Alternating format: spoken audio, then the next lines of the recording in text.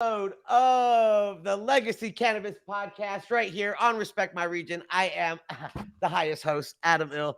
Chilling out right here. We got an amazing show today.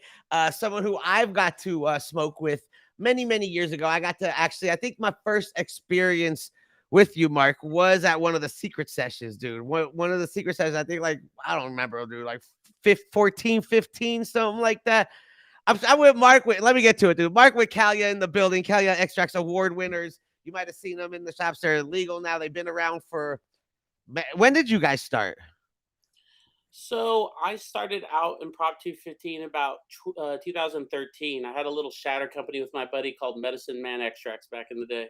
Hell yeah! If it don't shatter, it don't matter, baby. Oh, maybe. How about that clarity? Oh, so, shit. so 2013, you started making shatter. Yes, sir. Yeah, no, that was kind of the little turning point for me. Been introduced to Cap, Matt Rise. I see the Ice Wax shirt. You know what's up with them back in the I day. dug deep. I dug deep in my wardrobe for this, dude. They're like, "Yo, Marc's gonna be on." I'm like, "Let me get some fucking classic merch." Oh, that's a throwback, controversial figure, but he is one of the pioneers in my eyes of modern day hash making and solvent scene. And so he threw me on a little game with some shatter and with some solventless. But back in the day, nobody wanted that microplane. Like we used to sit there, grate the hash, and have your 70 micron on the shelf. There wasn't really a lot of 90s, like really 70 and 120, and people just didn't really understand it. It was all about the shatter back then. So I was Yeah. like, little young ginger out there, fucking finding my way. I knew a few buddies up in Cobb Mountain, up in Clear Lake and shit. Had a nice little grow and bunch of trim, and so found my way. Had a little Sub-Zero extractor, one of the first ones they were putting out, and a little AI, and found my way into the purge and shatter game. When you say AI, you mean across international ovens. Yes, sir. Right. I don't know who's watching. We just want to make sure. I know you're doing the quick lingo and shit, but we don't know who's in tuning in. So you started with a machine. You didn't like fucking butane in a tube onto the fucking open blast in the back. Were we not like? So that the first Sub-Zero they had was exactly that. It was just a stainless steel kind of tube with a jacket for the dry ice on it, and then it had like a little metal stand and then some screw-ins for your cans back then. So yeah, you put And you 3 just stood cans there. in and you screw them down, and then you take them off and screw your next 3. And I have my little parchment lined little platter with the little water bath out there, and I put like one Had a of those little boiling water. you already know. I have like a Oh, little food net or whatever, keep the food away on the barbecue, the flies away on the barbecue. I'd like put it over so a little micro particulate could get into it and shit. It was get the camera app, post it on Facebook and shit. The little bubbles. You're like, hell yeah, new oh, flavors. people love that shit, bro. It was definitely a different era before carb caps really came into stage and titanium still ruled the earth. So Listen, red means go. You know what I'm saying? What? oh What? yeah, it brought back some memories. Probably not good for the lungs, but we've come a long way. That's all I'll have to say. Yeah, I think I have. I was doing them gram globs off those red hot dabs back in the day. So, I think You know, I've kind of experienced that shit. yeah, those domeless titaniums when they first came out were the shit. Woo! Cash Rock and highly educated. They were Yes, putting those out. we Oh man. won awards with those, dude. You won some awards with your hash too, huh? Yes, sir. Yeah, I'm no lucky enough to know some good farmers like I talked about. I think part of the good thing about being from the legacy is, knowing the right people, especially Mendocino, Humboldt, Trinity County has been holding it down, Calaveras and Grass Valley out there too. But knowing the right people, when I got into the rec industry, there was a lot of more of those mass grown farms that were just like not really about the quality, really more about the quantity. And so knowing a couple smaller farms up north that had made that transition, get the permit, was kind of the key to our success in the flavors. I always tell people we're only as good as the resin we come from. And so Yes. luckily, kind of the way it all started is I had my property get burned down out in Santa Rosa. Uh, What? yeah, during those fires came down and it took a pretty massive hit there. And, there's no insurance in the trap. So I knew it was time to make a transition. And I had a buddy out of Oakland who had a little delivery out of a Canna complex right there in the hood. And so, yeah, pretty much I went down there and he was in some trouble. He didn't understand the transition very well and was behind on some money. And my partner, Joe, now, who's from the Marines, a military cat, he was looking to get into cannabis, and we kind of formed this partnership. And it's really grassroots. We got our little employee kitchen and just ripped it out. He went into the roof and insulated the top and bottom, and that was kind of our little wash space out of in this kind of little shack for the longest time. But we knew it was the easiest way to get into the rec market, and knew how to make hash. Thankfully, to Matt Rise and a few other people along the way and shit. My buddy Harrison, Hash Engineers, my long partner with at Medicine Man Extracts and stuff, really helped me out too. And Jesse over at Ice House Melts, the Triple OG, another awesome guy that really put us on. And we kind of came together and stuck down to our culture and never forgot it. And that was, I think, the key to our success. Hell yeah, just take it to it. And it's crazy how you would take something so traumatic, dude, like a huge obstacle, like your whole operation getting burned down, and instead of like giving up and just like throwing a towel saying fuck this shit, you're just like, found opportunities and networked with who you knew and was able to, grow again and create an amazing brand and keep pushing it. And now you're over here on the compliance side, making things happen in the storefronts. Is that fun? All day. I'll have to say, it's all about earning your stripes. I don't think you've really been in this industry unless you've taken a big L. If you haven't been robbed or lost something in the mail or whatever you do, or any of that type of action, then you haven't really been in this industry long enough. So I think part of it's really about how you face adversity and how you overcome it. And getting to the rec side, we had to learn that the hard way. I was unprepared with the taxes and the amount of overhead with the rec market and stuff. And so, back in the day when it's just, you and your house or your little rental spot and cutting the check halfway with your partner or whatever, there's a lot more cash to split every way around. But when you got taxes and insurance and all these different types of outlets of running a real business, the overhead just really climbs exponentially, and that money that used to be coming in the trap just doesn't come in the same. And so it's way different, dude. Yeah, it used to be some nice dinners and some nice clothes and awesome vacations have quickly turned into being a lot more strategic about marketing and putting the money back in the business to grow it, to make it more successful. Yes. 100%. I just started in February taking money from Kalya, but for the first 2.5, almost 3 years, me and my partner didn't take a dime out of the company, just relied kind of on the hustle and what we had to kind of keep afloat. But that's what it takes to really survive in the rec industry. We're seeing this massive transitioning consolidation, right in front of our eyes right now. And so if you aren't lean to the market and you aren't ready to adapt, you're in for some trouble, in my opinion. It is crazy. It's inevitable that these Chads and Brads are coming in, and people that never touched the plant or seen the plant are now trying to take over the culture and the whole industry. But it's good to keep the legacy brands alive and known, and that's why we're here with you. And I want to go back a little bit, because I know we were talking about you were free blasting out of the Sub-Zero fucking contraptions. What got you into making what made you want to start creating hash? Like what got you to do this? So I was a little stoner at too young of an age, not proud about, but coming up into this when YouTube was really kind of first coming out, there was Dave Warden, the Weed Report, and like love that guy. Yeah, and so like watching these guys, I just became. Now, when you say young, what's young? 12? So like 12, 13. Yeah, exactly. 12, 13 was really when I started getting pretty into it. I'd smoked a few times before then, but nothing like regularly. I'd say once I hit that 7th grade, middle school, that's when I kind of turned it on. I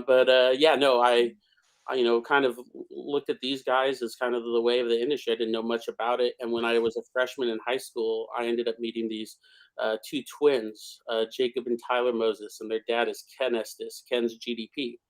And what? Yeah, they showed me a whole new world of the cannabis. Like I thought I knew cannabis a little bit from watching these videos. I thought some of this shit, but these guys were. You went to school with Ken Estes' kids? Yes, sir. The creator of Granddaddy Purple, the GDP strain that everyone talks about for decades. Come on, yes, sir. The wheelchair legend. Yeah. Ken is fucking awesome guy. You know, I have And to learn. he is. He's a great dude, very humble, super chill. If you ever see him, let him know how great he is with his strains, dude. It's like one of the only purples I like. It was the fire, and It's so like a GDP is like a true exotic right now because you can't find it. oh man, I look around earnestly for any of those good GDPs, man. People say they got it, but nobody does. Reminds you of the real Z. You know, No, you and know, when you smell it, when you see it, you know it, dude. 100%. And the So go ahead.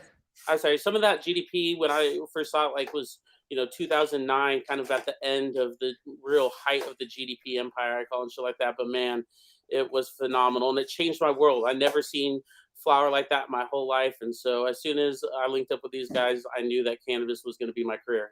So it's just fate, dude. It's what's supposed to happen. You were growing up, you're like, I'm gonna do something with weed. Here you are, 12, 13, watching YouTube videos of weed. You end up going to school with one of the kids of one of the best fucking geneticists that created a strain. So you're like, you know what? This is it. This is what I'm doing. And you've just been pushing since. And what'd you learn? What did they take you? Did they take you to the grow? What'd you see? How Oh, they change? I don't know if I would have could share too much on there about having stuff, but Bro, man, come those on. I'm sure time has passed. It's been long yeah, enough. no, man, those guys they were moving in different ways, just to hear and see from them the legends. They had airstrips and huge grows out in Lake County, obviously in Mendocino as well, and Humboldt. And these Um, were all outdoors? Like, it was just, like, yeah, mountainsides and shit? it was mainly for seeding, so they would run big indoors out of the bay, with different individuals and shit, and so they would run these big indoors out of the bay that would feed the shops and feed down south, but the big money is in seeds. That's the quickest money besides probably like data collection and shit like that. And so these guys would go out and get these plots, and I mean, you can make $1 million off your backyard. So you can imagine the amount of seeds you can make off these big plots with a bunch of 300-gallon pots running out. So Sheesh. they were making some serious seeds, and back in the day was all it was funny. All these big American genetic companies would ship out to Europe, and then most of the European companies would sell them back to America, like Attitude and some of these banks out of like Czechoslovakia and stuff. They would put in magnitudes of bigger order than anybody in America.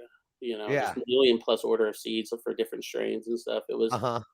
It was large and stuff. So again, I've got to learn the ropes and got introduced to a lot of big OGs, Bodie Genetics, a few others, all time great growers up there. Put on like the Catpuss, Snow Cap, Jagu, a few different strains. So just rubbing shoulders with Ken and his children really inspired me. I knew, like I said back then, that this is something I wanted to do. I saw that genetics were the key too. So one thing that we've always done from Medicine Man on I've been hoarding, collecting, and trying to do any breeding projects possible to have that type of rare genetics that you need to survive. Let me find out you got a vault of just genetics, just ready to just cultivate, Oh ready to yes. drop. What's exciting? What do you look for? What do you like to smoke? What is that you've been around so many flavors, you out here collecting genetics. Is there anything you're excited? Is there anything you miss? I mean, obviously, I miss the purples, and I know a few different people out there in the market too that are Like, not trying to. the dessert purples that we are seeing now No, that no, is no, no. forced purple, like the purples that are in the strain, but the bud's not really purple. Yes, sir. Like I miss that funky and raunchy ass purple that you God's just gift. yes, sir. You just do not see out on the market any days. Like I said, I know a few cats from the culture that are trying to bring it back, so we'll see. But I honestly, what I think is so unique about cannabis and shit is like when you think about somebody that drinks. I have friends drink or smoke cigarettes and shit. They're really habitual and they like that one. I have friends that they like light blue American spirits. My cousin, he's a Bush guy, like it or hate it or whatever. But cannabis, no matter how much I smoke of one stray, I get sick of it pretty quickly. I'd see my favorite terp is Z. I love Skittles. I've seen it around and play with it since 2013 days. Brandon feels Sony back when everybody was friends and cool and shit. But man, those days. But man, it is what it is now. But I think it's all about finding the new iterations. I love some of these new hybrids and some of the depth. And kind of the easiest thing to point out would be like a garlic juice. You see, having papaya and GMO, where it's just two different spectrums that, when clashed together, create this really awesome mixture. So that's what I look for as far as the new genetics and stuff that we're trying to create.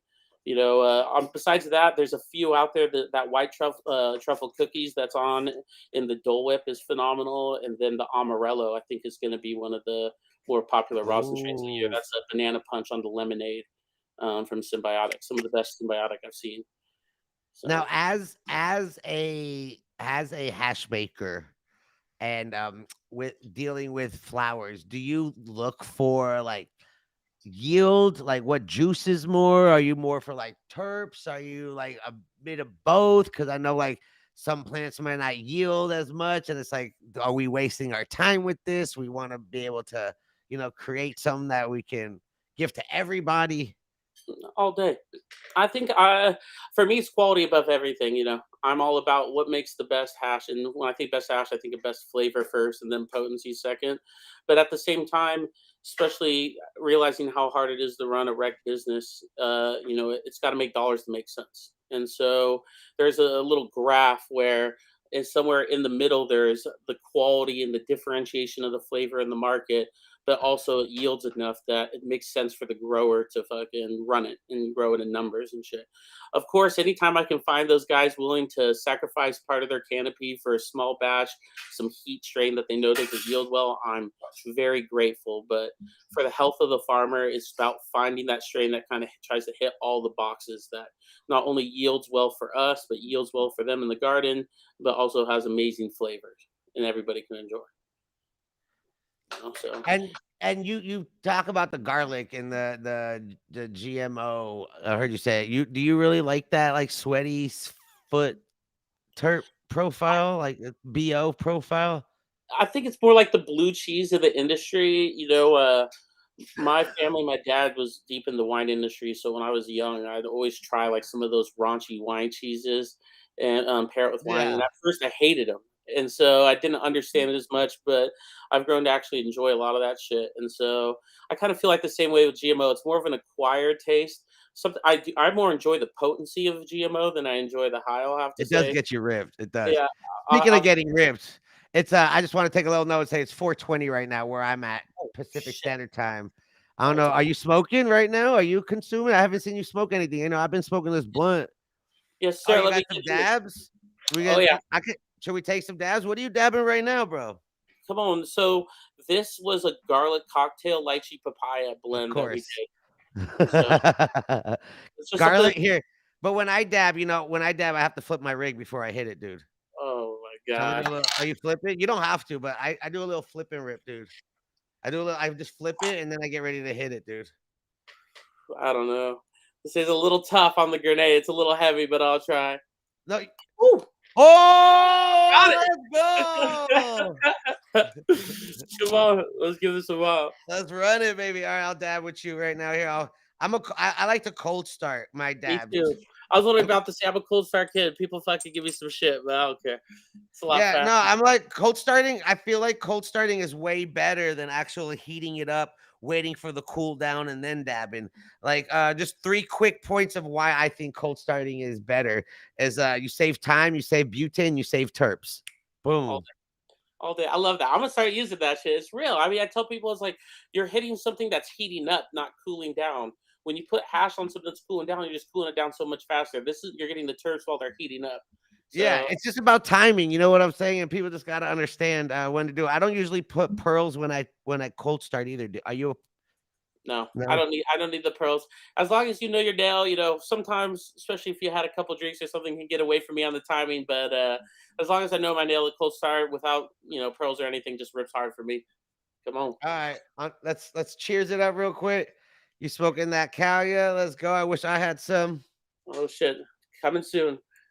Oh man. Cheers. Cheers, boss. Yeah, the way I do it is I just wait till it bubbles a little bit and then I hit it. Oh, I like that. I like the sunshine of that. Where's my camera? Oh, it's up here.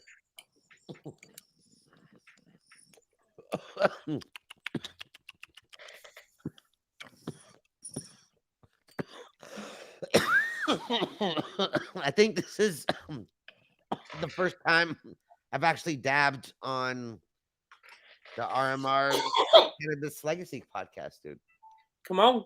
What? Honored. Well, you know, I be smoking blunts regularly. I dab all the time too, but it's just Yes, sir. easier to just puff a blunt and keep dabbing. 100%. That's Let's why flip it with the banger. Flip it with the banger. Oh, Oh! shit. I I'm won't. just playing. I'm just playing. I don't know if I can handle that one again. I almost lost it the first time. No, the whole reason when you said about the ease of use is why, like for us, I've been hunting down the right cart technology for hella long, and we're finally about to come out with a disposable. It's coming out at the end of the month. Yeah, and it's just straight rosin, no additives, no nothing, and they finally rip. That was like the hardest thing for us is we'd either find the flavor and it wouldn't produce a cloud, or it produced a cloud but burned way too hot. How about rosin pens? Yes, sir. Yeah, no, we went through pretty much everybody's technology, people that are using stuff on the market and stuff that they claim to be coming, and we would rip it all apart, take everything we can, and really dissect it and see what was proprietary behind everybody's different brands and shit. And like I said, we personally think that the Kung Fu vapes, they had the best technology that we'd seen. So I'm excited to give them a try. They just landed here, and we're about to start getting them filled. Hell yeah. So you guys got rosin pens coming out. You got some what we got? What's coming up for Kalya? You guys got some new flavors, some new drops coming out. Where can people find some flavors? Yes, sir. So we are getting together with Compound Genetics and going to do a little Compound Genetics collabo. We've been testing out some strains for them. We're actually about to get some samples of the Red Bulls coming up here pretty soon, which is exciting. Got a bunch of more collabs with Teddy over at Alien Labs. He gave us some really cool new flavors from their little lineup. And then for us, like I told you, we were big into breeding. And so we've been hunting through some new flavors from some of our projects. And they're finally getting ready. We actually just started harvesting them last Monday. And so we're going to start having some of our own flavors from a little farm that we put some money and threw down on. It's called Dancing Dog Ranch up in Mendocino.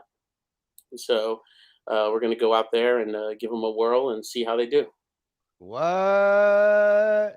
Starting with Marc with Kalya Extracts here, dude. Award winners.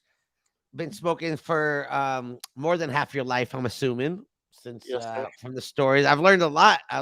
Dude. So you were always passionate. Did you ever want to do anything else? Like, I feel like cannabis has been just a part of your life, like for a majority of your life, dude. You were never like, I want to be a fireman. I'm going to be an astronaut. No, I always just wanted to be in cannabis. Like I said, ever watching those videos and shit. I used to do some commercial fishing up in Alaska, and I just saved my money up there. I used to do like the sockeye salmon run up in Bristol Bay up in Alaska. And it was good. It was good bread. Taught me some good work ethic, and I would save up my money knowing that I need to make a move. I need to have some type of value into the market and shit. Those are like adventures though. It's not like you just go up for a day. You're like fishing for like a couple weeks, right? Yeah. So we go up.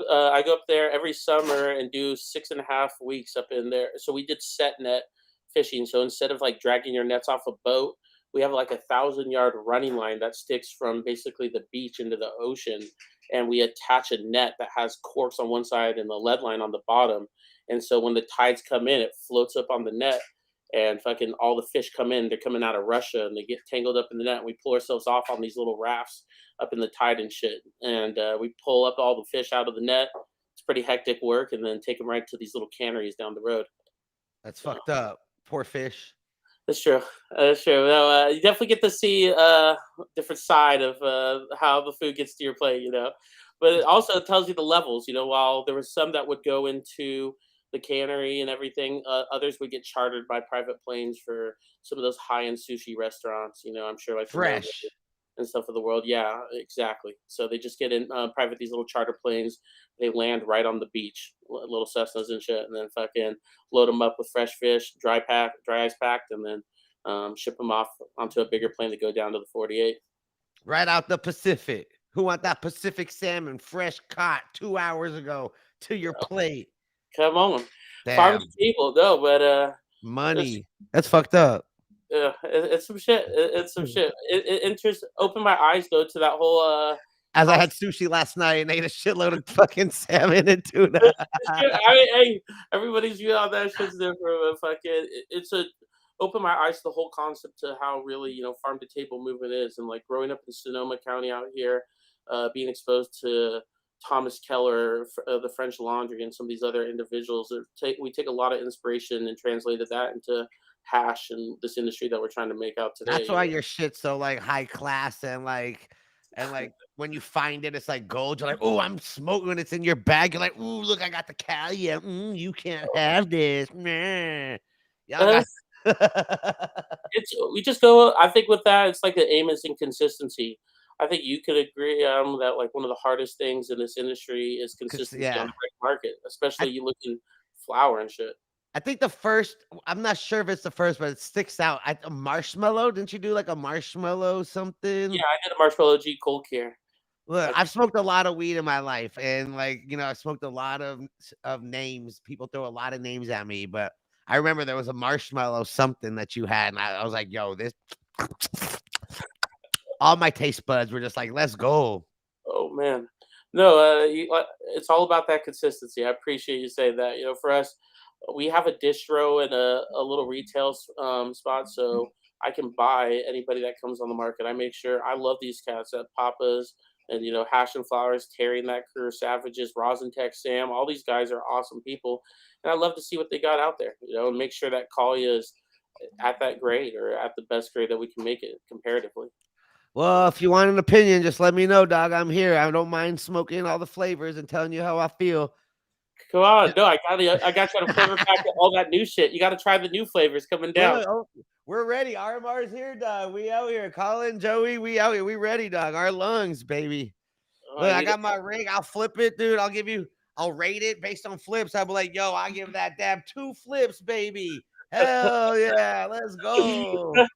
you crazy with those flips, huh? Oh shit! Hey, Yeah, I'm I'm the king of thinking about rig making flips, it down. I don't know if you're gonna be down at Secret Sesh, but I was thinking about making it down this weekend maybe, and bring some new of those flavors down for you guys to try out. bro. You don't know if I'm gonna be there? Come on, I know, I know. I'm just saying, come on. come on, dude. Yeah, that's, Come on. my guy. He's always out there on the mic. I hear him. I I'll hear him. probably be there going, wow, yeah, don't forget, da da da da da da da, yeah. Somebody's got to make the party happen. Oh shit! We all make the party happen, dude. You Oh, being there, the party will happen. it's gonna be sick. Yeah, I'll bring out some flaves. Anybody see me out there? Come on I'll by. be. Let's take I'm some fun. looking for you. I'm looking for you. I'm looking Oh, for the big ginger, dude, with the oh shit! Kalya You can't scoop. miss my fucking red ass. Yeah, Jesus always Christ. with a smile. Always, just always jolly, dude. You sh- Oh shit, baby! like, I can't complain. I'm making hash fucking legally. It's yeah, right. I'm living the dream. I'm just very grateful to be in this position. Happy to be around people that give a fuck. There's not a lot of us left. You know? From watching YouTube videos to now being a part of videos, dude. You out here making it happen, winning awards, getting amazing flavors, and I can't wait to smoke more. Look, we have a time limit on the show. Usually we could just talk. I feel like we barely started, but we are coming to the end of this session of the Legacy Cannabis Podcast, dude. Let me get your plugs out before we run out of time. Where can people find you? You doing social media? You got websites? Yes, sir. You can find us at KalyaExtracts.com or at Kalya Extracts on Instagram. We are shadow banned like a son of a bitch, so you got to tax the whole thing out and find us. But we have a thing called the club that we started. It's kind of like 710's the list, but it's my best option to get people hash at the best price possible. So if you guys are interested, we deliver all throughout the state. You can sign up there. We got a bunch of cool things going on, and I'm trying to throw some dope ass events this year. So if you ever see me at an event, though, my big ginger ash, please stop on by. I got some dabs for you guys, and I really appreciate any and all the support. Yeah, dude. Well, I appreciate you taking time to hang out with us right here on the Cannabis Legacy Podcast with Respect My Region, myself, and hopefully I see you soon and get to try some of these new flavors. Oh yeah, I'm coming down to LA soon. I appreciate y'all. You guys are legends, dude. Again, a big inspiration, and who knows? There's some people just like me looking at you right now, about to be the next fucking Kalya.